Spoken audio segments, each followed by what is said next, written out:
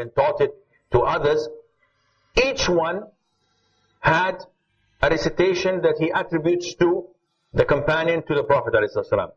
So they were afraid, because of the expansion of the of the Islamic empire, that someone would go to Kufa and learn the Kufi qira'ah, and then goes to Basra, and then goes to Mecca, and then says, I am a master now in this qira'at, let me do my own qira'ah. So he combines this language with this dialect, and comes and gives a certain qira'ah of his own. Now this would be tampering with the Quran. And that is why compilers of this science brought the qari and brought the difference between their qira'at to reaching to the top, which is the Prophet ﷺ. So every qari has his chain of narrations until the companion, until the Prophet ﷺ. And these, again, qari differ among them, not in the meaning, but in the pronunciation, on the rules of tajweed, of recitation. And they are different from the ahruf. Again, every time we elaborate on this, don't get confused by the number. They tell you 7 ahruf is 7 qira'at. No. It can be 1 or 2 qira'ah only in the ahruf. Sorry, there can be 1 or 2 ahruf in the qira'ah. Not necessarily the same number. Most famous scholars who compiled in this science. What do we mean by who compiled in this science? As we know, in year 200, 300, 400 Hijri, there were a lot of qari. They were not limited to 7, to 10, to 50. There were a lot of them reciting the Quran, and they were famous. They had schools, they had students. So we had Abu Ubaid al-Qasim ibn Salam. He's among the prominent scholars to write not only in qira'at or ahraf or in ulum al-Quran. He compiled a lot, and he had written a lot of books. He died in 224 Hijri. He compiled 25 qari. 25 different qira'at scattered around the Muslim countries. He compiled them, and he said, this man, Imam so-and-so, his students are so-and-so, his shuyukh are so-and-so, up till Ubay ibn Ka'b. The other one, up till Uthman ibn Affan. So he wrote everything, and he combined these 25 qira'at or qaris with the chain of narrations, with the difference in pronunciation and so on. After him came Ahmad ibn Jubair al-Kufi, and he only focused on 5 of the qira'at. And everyone is looking from his own perspective, but the Quran is intact. All of these people have a sound chain of narrations, and it is accepted. Came after them Al-Qadi Ismail ibn Ishaq, and he compiled a book, but on 20 qira'at. And he described them. Then comes Ibn Jarir al-Tabari, the famous mufassir, and the famous historian, and the famous compiler of hadith, may Allah be pleased with him. And he made his work on qira'at. And finally came Ahmad ibn Mujahid, Abu Bakr, the famous scholar who himself was a chief qari. Himself. But, subhanallah, he included only 7 qari, not his own. And when they told him, Yani, you're an imam, you're a sheikh, you are like these people who you are mentioning, why don't you include yours? He said, it is not time to include our own and mention ourselves. It is time to preserve the science as a science and to limit the number to what all the people agree upon. And he made his book, which he entitled As-Sab'a, the 7. And he mentioned these 7 qaris. Now, there are authentic qira'at and there are unauthentic qira'at. How do we know the difference? There are conditions. What do you mean by unauthentic qira'at? We mean by unauthentic that is not acceptable to read in the Quran, in the Salah. There are qira'at and they are authentic in narration to the companion. But they are not mutawatir, so we cannot accept it in the Quran. But it can add value when we want to interpret the meaning of a verse. For example, Ibn Mas'ud, may Allah be pleased with him, in his qira'ah, it says that فَصِيَامُ ثَلَاثَةِ أَيَّامٍ, fasting of 3 days. This is in the Mus'haf, in the Quran. Ibn Mas'ud adds mutatabi'at. Now, can we read this in the Quran? In prayer? Mutatabi'at, meaning in sequence. So, what is the kafarat al-yameen? People are sleeping. I'm beginning to find people falling asleep. I will have to ask inshallah then. Get ready. What is the kafarat al-yameen? What is the expiation when you swear, when you say, Wallahi, I will do this or I will not do this? What is the expiation if you do not fulfill it? Free a slave. Feed 10 people from the middle of what you eat. Clothe 10 people. You choose. If you cannot, you fast 3 days. فَتَحْرِيرُ رَقَبَةٍ أَوْ إِطْعَامُ عَشَرَةِ مَسَاكِينَ مِمَّا تُطْعِمُونَ أَهْلِيكُمْ أَوْ كِسْوَتُهُمْ فَمَنْ لَمْ يَجِدْ فَصِيَامُ ثَلَاثَةِ أَيَّامٍ. This is the Quran. Ibn Mas'ud added فَثَلَاثَةُ أَيَّامٍ مُتَتَابِعَاتٍ. Now this word mutatabi'at, continuous, we cannot recite it in the prayer. If we do, your prayer is invalid. But we use it to understand the Quran. So we say, yes, the ruling stays, but it is not part of the Quran we recite. So what is authentic and what is not authentic? How will we know? First, the qira'ah must have an authentic, sahih chain of narrators back to the Prophet ﷺ. So this is the job of the scholars of hadith. When the qari comes and says, yes, I have a qira'ah, this is my tree, it goes back to the Prophet ﷺ. The scholar of hadith comes and says, can I see it please? You are a trustworthy, your shaykh is known. It goes back to Al-Bukhari, for example. From Bukhari onwards, oh, this man is not, he's da'if. He is, he used to forget. He got old. His books burnt. And all of these are part of Mustalah al-Hadith and part of Al-Jarh wa Ta'dil. And this is a science in Islam. It's called Al-Jarh, meaning that I will discredit you. And Ta'dil, meaning that I will authenticate you.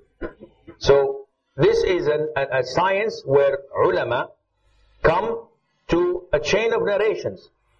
حدثنا فلان عن فلان عن فلان عن أبي هريرة عن النبي عليه الصلاة والسلام.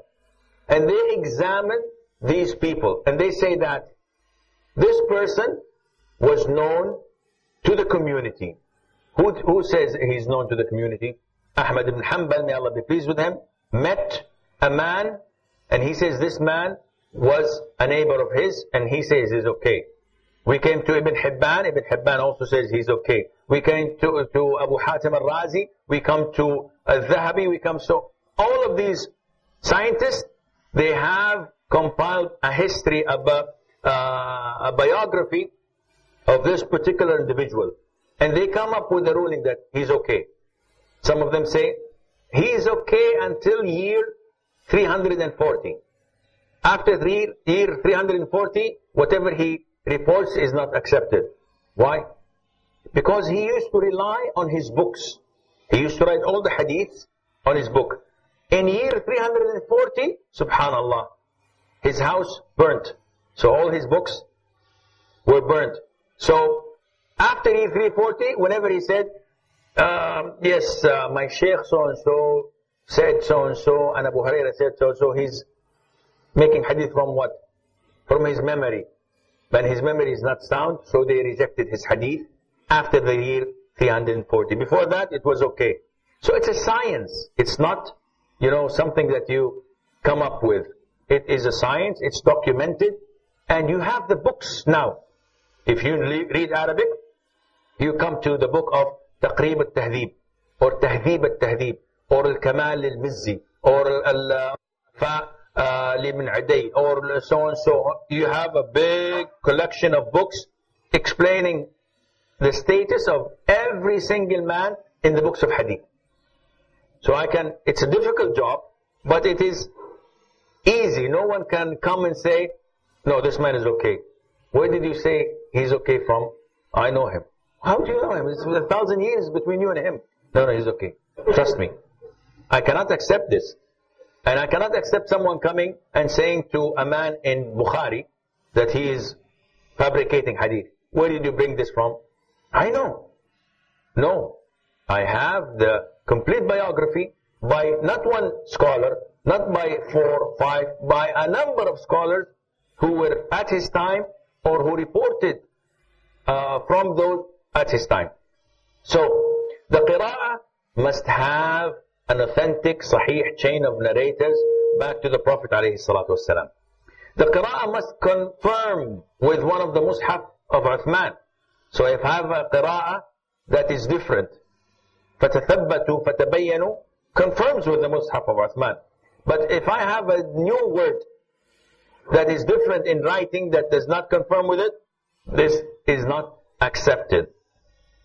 And the qira'ah must confirm to the Arabic grammar. So if I have a word or a qira'ah that it's completely not Arabic, it's definitely known to be someone who's an Arab saying this, and it does not comply with the Arabic word. As when I talk to a masculine, I change it into feminine. If someone says, إِيَّاكِ نَعْبُدُ وَإِيَّاكِ نَسْتَعِينُ, I say, this is qira'ah. What qira'ah? You're changing a man to a woman, a masculine to feminine. This is not accepted at all, because it does not comply with the Arabic grammar. The 7 qari. Now we come to their names. Do I know their names by heart? No. No, I do not. Why? Sheikh, you're a sheikh, you have to know them. No, I don't have to know them. I have one qari that I know, riwayat Hafs an Asim. This is what we read. All 96% of all Muslims only recite this qira'ah. Hafs and Asim. Okay, what about the others? I have great respect to them. I don't know them. And I don't know how they recite. I don't know their qira'ah. So why should I keep the name? So should a student of knowledge know it? Yes, if you are going to study the different qira'at, yes, you have to know it, because it's a difficult job. Not very difficult, but it is a science that you cannot read. You have to learn. My daughters are in the school of Tahfidh al-Quran in Saudi Arabia. Alhamdulillah, 5 of them finished the Quran by heart. In the last 2 years in high school, year 11, year 12, they give them qira'at. And they come and recite it to me in the house. And I say, please don't do this. I don't understand anything what you say. So I cannot correct them. It's Quran. It's exactly what we have, but it's different dialects. And it's a science. So you have to be very careful. I cannot help them at all because I have zero knowledge. And it's not a book that I can read and, mashallah, khalas, now I know. I can pronounce it. It has to be learned from sheikh to sheikh. And it has to confirm with the 3 conditions that were mentioned. So, if you want to keep the names and the dates, alhamdulillah. If you don't, nothing is wrong with that. First one is Nafi' al-Madani. And we have to remind you that there is something called qira'ah and there is something called riwayah. Brother, what did I say? Ah, you're on candid camera. Okay, try your best, try your best. There is qira'ah and there is riwayah.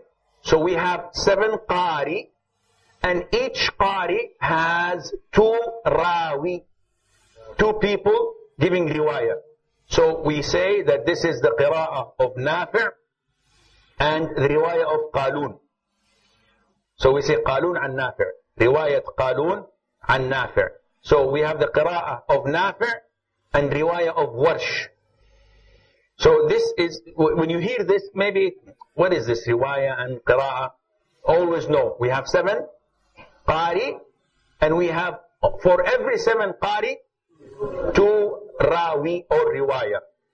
So the first one is Nafi' al-Madani. Second one, Ibn Kathir al-Makki. And he has al-Bizzi and Qumbul, 2 of his students. And they are the rawis. Abu Amr al-Basri. And he has Ad-Duri and As-Susi. And of course, if you ask the people who are professional in qira'at, they give you the biography, they give you the difference between each rawi. Why is it the same qari and different riwayah? Very slight difference in tajweed. That is all. Then you have Ibn Amr al-Shami, and he has Hisham and Ibn Dhakwan. Also, Asim al-Kufi, and he has Shu'ba and Hafs. And this is what we all recite. Hafs an Asim. So the Rawi is Asim, and the Qari is Asim, and the Rawi is Hafs. This is what we know. Hamza al-Kufi, Khalaf Khallad, and al-Kisai, al-Layth, and al-Duri. There are, of course you don't have to write this again, you will get it inshallah. There are extra 3 qari. And some scholars say, no, we only accept the 7. And the majority say, no, the 10 are valid, providing they have the 3 conditions fulfilled. And that is, they have a sahih narration, it has to be in the same writing, and it should not differ with the grammar. The 3 qaris are Abu Ja'far al-Madani and Yaqub al-Basri and Khalaf, with their 2 rawis each. What is the benefit of qira'at? Is it beneficial? Now, because we are at the bottom of the ladder, we always say, I don't know it, I don't need it. If I don't have it, I don't need it. So, this shows you how ignorant we are. Because we say, khalas, I know Quran, the one I have. Scholars say no. There are a number of benefits. Among them, that there are, by knowing the qira'at, you cannot make a mistake. Why? Because when you learn the qira'ah, you learn it in accordance to a qari who took it all the way to the Prophet ﷺ. So, if someone, and this is a challenge to the cameraman, follow the Shaykh. This is a new one? MashaAllah. Okay. If someone says,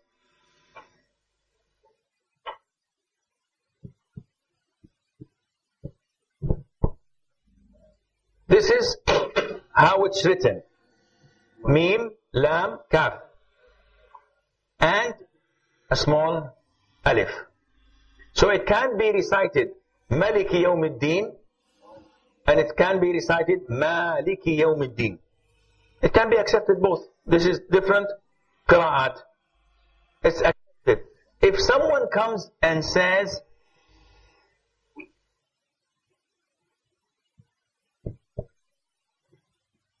Malaka Yawmuddin. Malaka means he has possessed. Now, ana malaktul qalam. I've owned the pen. And he's saying Malaka Yawmuddin. We say, we have 3 conditions. Do you have a straight narration, correct narration to the Prophet ﷺ? Says no. Does it come side by side by the writing of Uthmanic Mus'haf? Yes. Yes, you can come. Because it's the same thing. The same huruf. Now, the tashkil, the vowels were there. So we say, yes, it does. Does it contradict with the Arabic language, the grammar? No, it doesn't.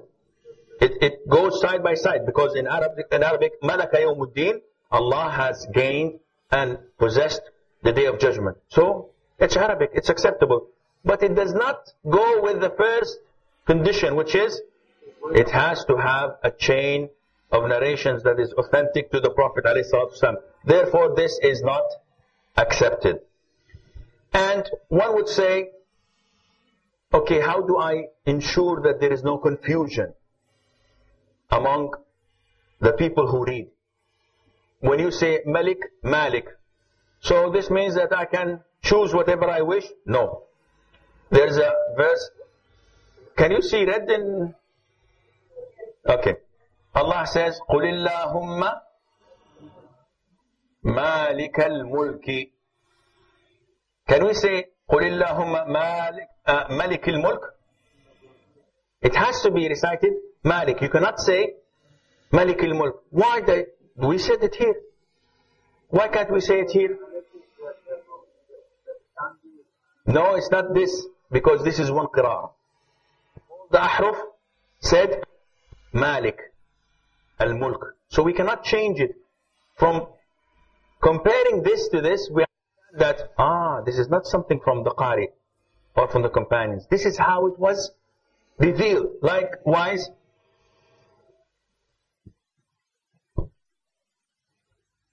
Malik al-Nas. Can we say Malik al-Nas? Why? If we put one alif, it becomes Malik al-Nas. Scholars say, yes, this is true, but this is the only way to recite it is Malik al-Nas. You cannot